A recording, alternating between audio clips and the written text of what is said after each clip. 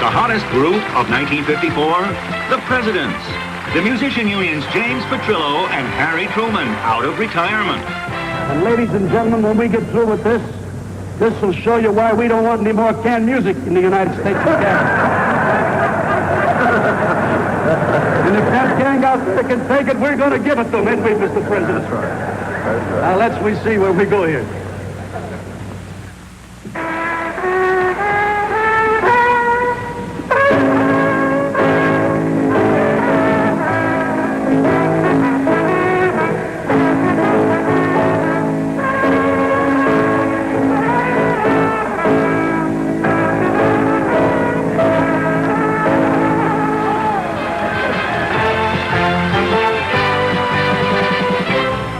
Do you recognize 1954's tallest bellhop? Philadelphia's high school student Wilt Chamberlain was unmistakable on the court. In 1954, Wilt worked at a summer resort and played ball for the hotel team. Wilt went up against top collegiate talent in these exhibitions. You could already see that young Wilt Chamberlain loomed large in pro basketball's future.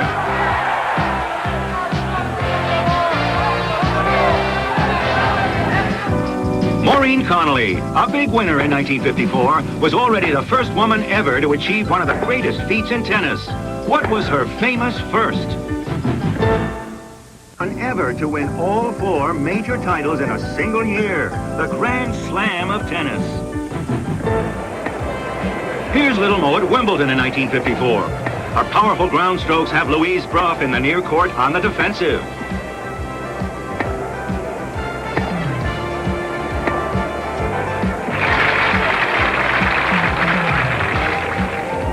Match point now for Connolly. And this drop volley does it. Little Mo won 9 Grand Slam titles in just 4 years before a riding accident landed her in the hospital. She never regained her old form, and tennis lost a great and gracious champion. I would like to take this opportunity to thank all of you through the medium of newsreels for the wonderful letters and telegrams you sent me, as well as the many flowers. Believe me, folks, you really gave me lots of encouragement, and you have my deepest thanks for everything you've done for me. Sam Snead on the left and Ben Hogan met in an 18-hole playoff for the 1954 Masters Championship. Hogan drives, looking for an unprecedented second straight win at Augusta. Hogan 2 putts here on his way to a 71, 1 stroke behind Sam Snead.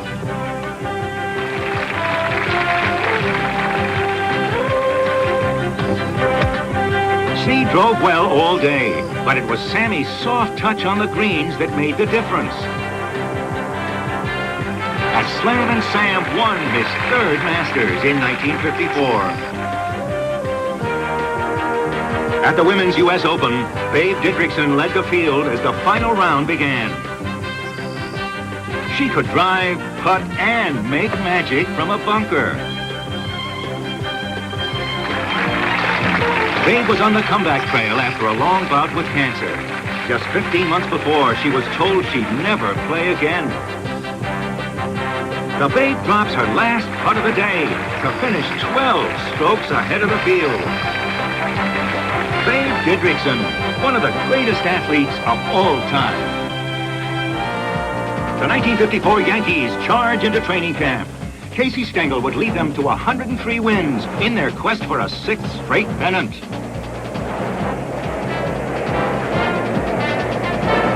The Milwaukee Braves had high hopes for a veteran crew and a soft-spoken rookie named Hank Aaron who would make himself heard around the league.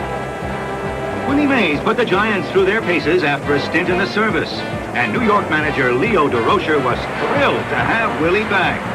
But Willie's return made the rest of the National League miserable. He tore up the senior circuit and hustled toward MVP honors. The Giants won 97 games, and Sal the Barber Magley picked up the pennant-clinching win. Mays and the Giants were headed for the series, but Cleveland manager Al Lopez had driven his Indians to an incredible 111 victories. That topped the Yanks' measly 103 wins and gave the Tribe the American League pennant. They were heavily favored to whip the Giants in the series. In Game 1 at the Polo Grounds, Cleveland slugger Vic Wertz put the Giants in a hole. His first inning triple to right sent the Indians out in front 2-0, and win number 112 seemed likely.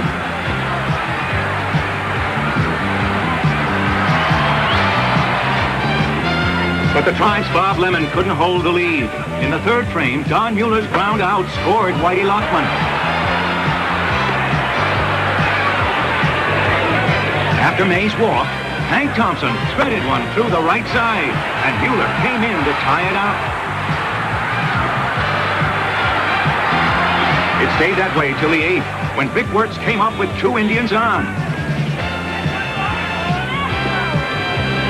Wertz creams it, but Willie Mays makes that historic catch. I gotta see that one again. Mays ran away from the world and into the ranks of baseball's immortals. In the 10th, Giant Dusty Rhodes came in to pinch hit with 2 on. The score is still tied. Bob Lemon set to deal. Rhodes lofts it to right. It's gone! The Indians never recovered from May's catch and Rhodes' heroics. After 111 wins in the season, in the World Series, Cleveland went 0 for 4. In 1954, fitness expert Jack LaLanne set out to set a record. Here's Jack in his wetsuit. A float marked his progress as LaLanne tried to become the first man to conquer the powerful San Francisco Bay currents and swim beneath the Golden Gate Bridge. Jack did it with very little oxygen and no modesty to spare. Sports Illustrated wanted me to talk to you. Number 9, Gordie Howe, Mr. Hockey. Our star of the year won his 3rd straight scoring title in 1954.